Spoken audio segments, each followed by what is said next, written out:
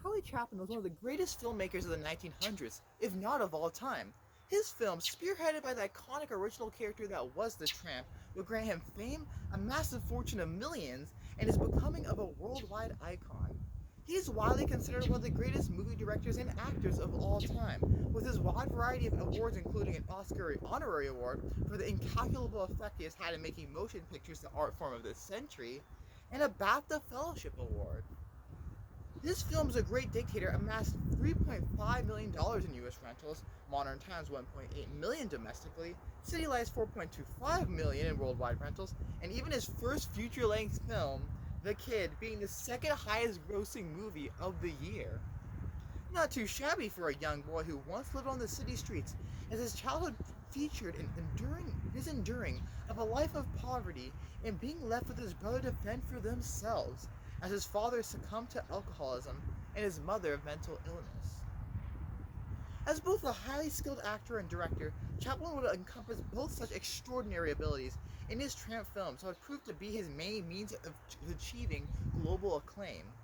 The Tramp character, and thus many of Chaplin's films themselves, primary source of entertainment may originate in his humor and tomfoolery shenanigans, but I believe there lies something more, something greater, within Chaplin's films that have propelled them and to Chaplin to the great achievement of these aforementioned merits of fame, fortune, and status as a global cultural icon. I believe this hidden treasure lies not just within the character of the Tramp, but an idea that bears a key core component of the character that also establishes itself as a central unifying storytelling element found in all of Chaplin's such films. What are these elements unique to Chaplin's films that led to his obtainment of both highly profitable socioeconomic and cultural success? Why did these tales of a peculiar and oftentimes homeless man resonate with audiences so effectively? To understand such aspect of a director's stories, it may often prove useful to understand the story of the director himself. Although never close with his father, Chaplin appeared to have a very strong relationship with his mother, as Chaplin and David Robinson write in his autobiography, My Autobiography, about a touching mother and son moment that occurred when he had contracted ringworm and was being isolated from the other children. During my incarceration, Mother visited me. She had in some way managed to leave the workhouse and was making an effort to establish a home for us. Her presence was like a bouquet of flowers. She looked so fresh and lovely that I felt ashamed of my unkempt appearance and my shaved iodine head. "You must excuse his dirty face," said the nurse. Mother laughed, and how well I remember her endearing words as she hugged and kissed me. "With all thy dirt, I love thee still." Meanwhile, Chaplin's father's alcoholism would leave him unable to care for his sons, and to be largely absent from the young Charlie's life as he lived with his mother, before she succumbed to mental illness, following her career as a singer derailing due to physical illnesses, and Charlie had to resort to homelessness, as he lived on the streets until his brother returned from sea. Thus, Chaplin's relationship with his father and alcohol and the illness of alcoholism it often propagates is a very unique one, especially since his father's status as a fellow performer, like his mother and Chaplin himself, allowed Chaplin to truly understand the circumstances pertaining to his downfall. As Chaplin goes on to write in his autobiography, it was difficult for vaudevillains not to drink in those days, for alcohol was sold in all theaters, and after a performer's act, he was expected to go to the theater bar and drink with the customers. Some theaters made more profit from the bar than from the box office, and a number of stars were paid large salaries not alone for their talent, but because they spent most of their money at the theater bar. Thus, many an artist was ruined by drink. My father was one of them. He died of alcoholic excess at the age of 37. Mother would tell stories about him with humor and sadness. He had a violent temper when drinking, and during one of his tantrums, she ran off to bring to him with some friends. These unique relationships between his parents seem to bear a significant effect on his films, with actress Claire Bloom of Limelight stating in an interview in the program Chaplin Today, Limelight, that as he was picking out parts of her costume, he was remembering and incorporating into the character both his mother and Una, his wife, and I think all the lost young women of his childhood. However, although Claire Bloom's character in Limelight is portrayed as a beautiful, talented, graceful dancer, Chaplin's character of Calvero's propriety for drink is clearly portrayed in a negative light, no pun intended. In the film, Calvero asserts that he needs the drink in order to perform, in order for him to embody the true sense of what he believes he needs and desires. A resurrection of his performatory abilities and career with him once again gaining touch with audiences. However, in an attempt to achieve this, his reliance on drink perhaps deprives him of what he truly needed and desired. Being with the woman he loved, with his death barring him from even being able to watch her dance one last time. Like Chaplin's own father, Calvero's craft would be his downfall, and resulting in the harming of the loved ones around him. But considering that Calvero's tale isn't necessarily an inherently tragic one, as he does achieve the applause of audiences once more and one final time as he so desired, suggesting perhaps such a path of self-destructiveness was perhaps an inevitable one, perhaps even a successful one in the confines of his own human flaws. Meanwhile, in his Tramp films, Chaplin's own time as a poverty-stricken child living with his mother, a homeless child of the streets, and as a victim of the inhumane workhouses him and his brother had little choice but to work him, are clearly reflected in the inherent nature of the Tramp character himself, an often homeless vagabond dressed in impoverished clothing and virtually always maintaining status as an underprivileged underdog. Could Chaplin's own personal history provide the key to understanding what granted him such highly profitable socioeconomic and cultural success?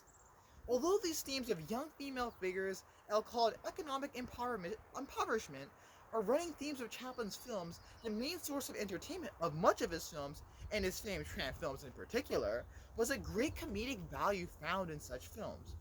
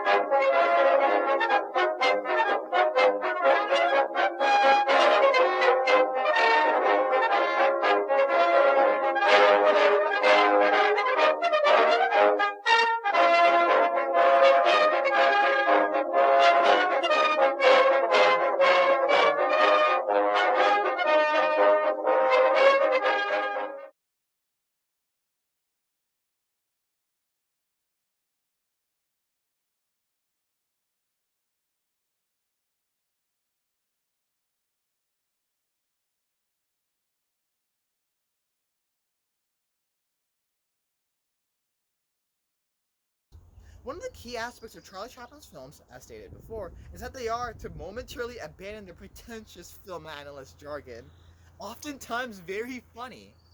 The Tramp's being a person of oddly unique disposition leads to his involving himself in a wide variety of wild, wacky, and silly scenarios. However, as wacky and silly these scenarios may be dubbed, they reflect the careful calculation of comedy curated by its creator. As Chaplin writes in What People Laugh At, all my pictures are built around the idea of getting me into trouble, and so giving me the chance to be desperately serious in my attempt to appear as a normal little gentleman. That is why, no matter how desperate the predicament is, I'm always very much in earnest about clutching my claim, straightening my derby hat, and fixing my tie, even though I have just landed on my head. And these such artistic choices of mannerism and other fundamental character elements have proved vital to the propelling of the character to global popularity. People love watching the Tramp engage in his wacky and bizarre activities and performing them on their own. In Flickers of Desire, Chapter 11, Charles Chaplin, The Object Life of Mass Culture, Jennifer M. Bean writes that in the 1910s, it seemed the funniest thing in the world was to pull off a few Chaplin-esque stunts, a phenomenon noisily disparaged by the Illinois Congress of Mothers who convened in Chicago on 13 April 16, where pie, licorice, snakes, Charlie Chaplin, and the large inner pail were classified as among the evils to which childhood is heir. One certainly can deem themselves as having an impact on mainstream culture when culturally out of touch parents are decrying their innocent productions as vulgar. However, although comedy is perhaps a universal genre of which virtually anyone can find appealing, comedy is still ultimately subjective and thus not inherently universal as a specific production of it. Not every person finds the same things funny. However, in the character design of the Tramp, Chaplin was able to establish some core universal elements that a grand majority of the world's citizens could all readily find a connection and therefore appealing. As Chaplin further writes in What People Laugh At, one of the things most quickly learned in theatrical work is that the people as a whole get satisfaction from seeing the rich get the worst of things. The reason for this, of course, lies in the fact that 9/10 of the people in the world are poor and secretly resent the wealth of the other 10. Therefore, in films such as A Night Show, audiences' own dispositions lead them to have a greater likelihood in the reveling of the mocking of and the disaster that ensues for the lower level seated, but much higher socioeconomic class, audience members who had unsuccessfully attempted to enjoy a regal, dignified, and often pretentiously depicted aspects of the two performance. In situations such as when the host unleashes madness and douses the richer audience members, or when Chaplin and the obese young man mock and humiliate a performer, a duality of opposing sides is presented within the characters of the film that audiences are led to choose between the richer individuals of higher social standing or the poorer individuals of lower social standing. As Chaplin is very much aware as it presents a crucial aspects of the Tramp character, audiences love to root for an underdog. Thus, they side with the lower social standing individuals and are able to revel in the comical chaos that unfolds. The nuance of the individual comedic gags and jokes themselves also play a prominent role in the comedic value in Chaplin's Tramp films. Referring to his 1917 film, The Immigrant, the opening scene showing me leaning far over the side of a ship. Only my back could be seen, and from the convulsive shudders of my shoulders, it looked as though I was seasick. If I had been, it would have been a terrible mistake to show it in the picture. What I was doing was deliberately misleading the audience, because when I straightened up, I pulled a fish on the end of a line into the view. And the audiences saw that instead of being seasick, I had been leaning over the side to catch the fish. It came as a total surprise and got a roar of laughter. However, although the comedic value of Chaplin's Tramp films is developed with masterful execution, I question if such a value is truly to be the main source of what granted Chaplin such fame and success. More so, comedic value has been shown not to be a necessity of the main source of entertainment in a Chaplin film, which is non-Tramp films such as Limelight and Monsieur Bordeaux have served to indicate. Is this carefully constructed instance of comedy nonetheless the true heart of what made Chaplin an icon?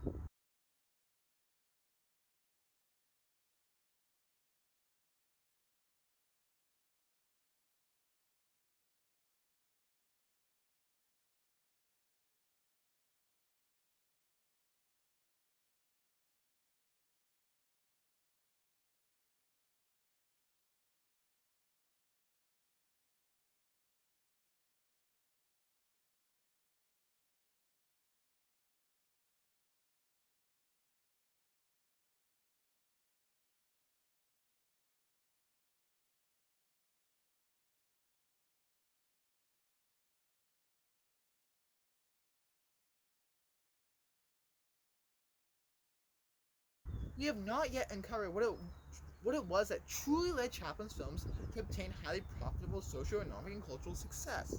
Yet many of the pieces of this elusive puzzle lay here before us.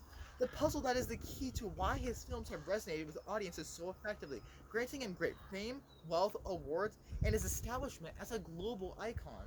This key stems from all the aforementioned vital elements of Chaplin's films: the use of his personal life and the elements of his unique relationships with his mother and father, his experiences with poverty, the use of the existence of drastic socioeconomic disparity as a global phenomenon, as a means of making the character of the Tramp an inherently sympathetic one, and the use of carefully selected and conveyed mannerisms, behaviors, and comedic elements in order to make the Tramp an extremely enjoyable character to bear witness on screen.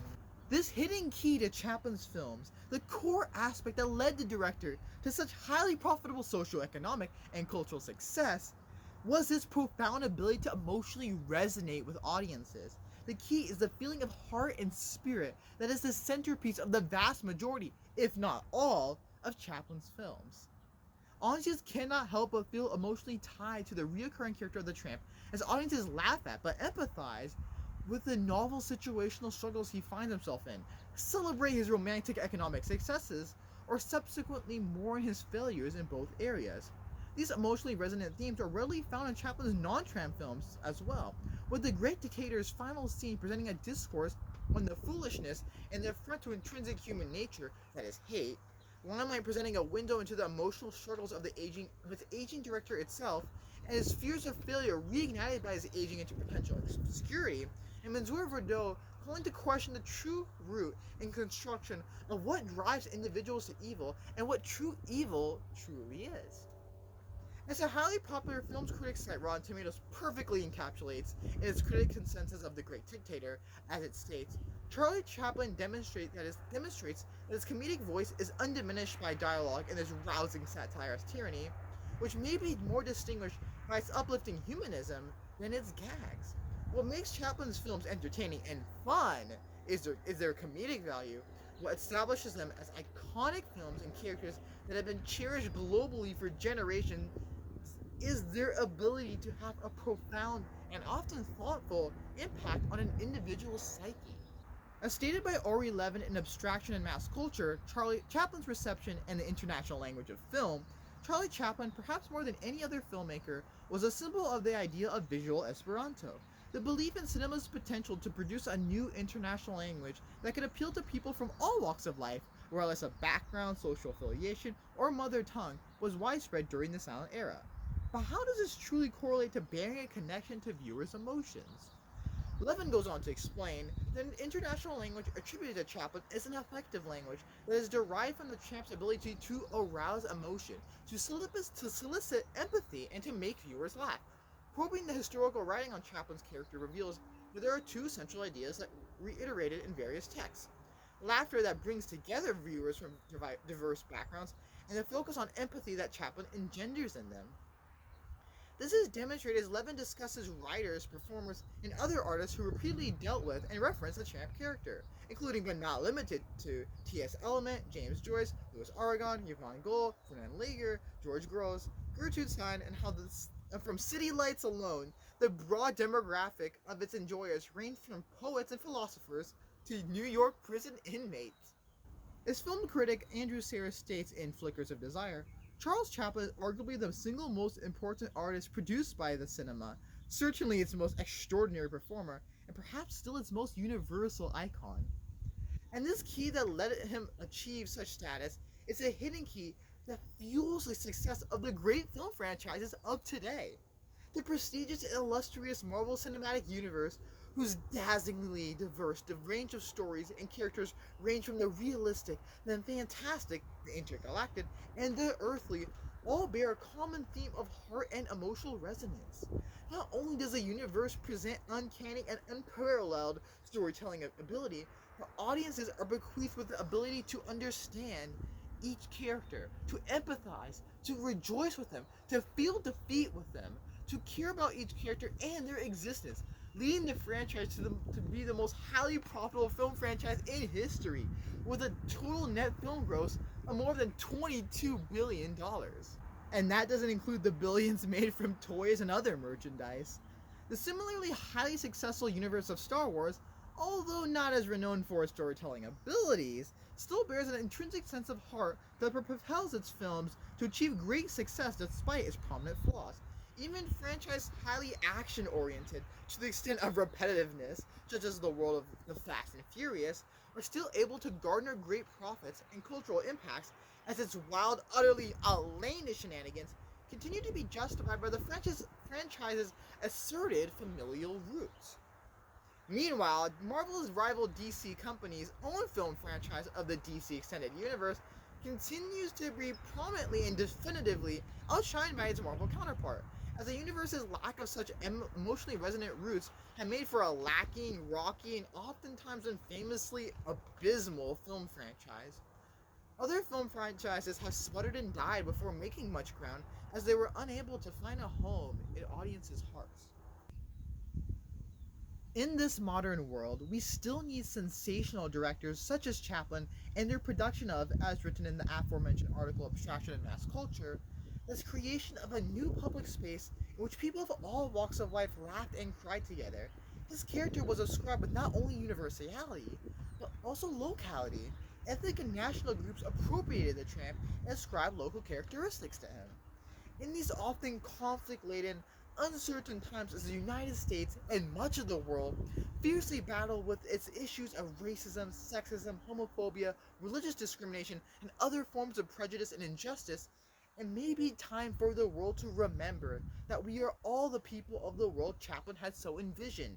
Every single one of us, deep down, from the baker to the civil servant, to the athlete, to the criminal, to the student, all of us are one and together in the crusade against such prejudice and injustice, and only together will we ever find a home on a peaceful earth. For we are all of us on a single planet, sharing a single plight of hopes, desires, needs, regrets, joys, sadness, fears, and aspirations. We are all but a world of tramps.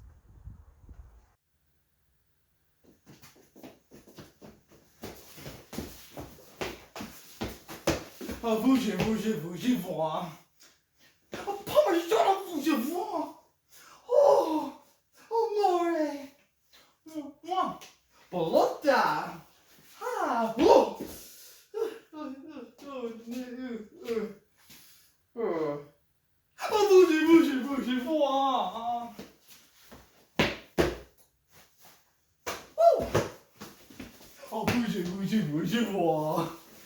Oh, moi. Oh, oh.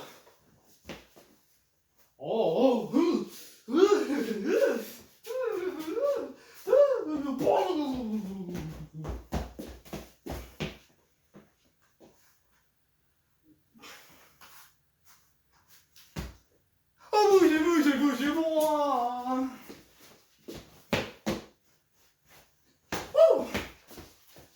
Oh, bougez, moi. A fettuccine, bougez, moi. A spaghetti, bougez, moi. Bougez, moi.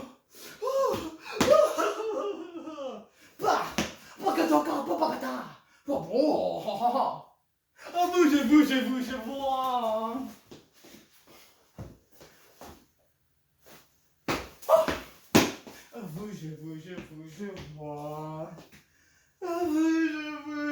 Bougez, moi. Que te bouquet contre moi.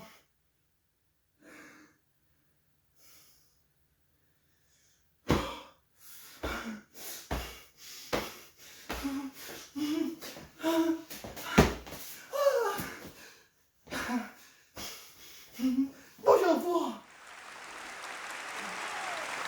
Bougez, moi.